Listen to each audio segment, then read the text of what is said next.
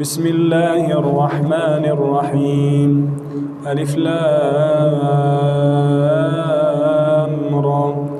كتاب أنزلناه إليك لتخرج الناس من الظلمات إلى النور بإذن ربهم إلى صراط العزيز الحميد.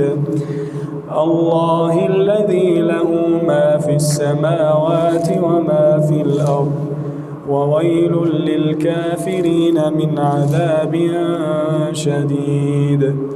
الذين يستحبون الحياة الدنيا على الآخرة ويصدون عن سبيل الله ويبغونها عوجا أولئك في ضلال بعيد.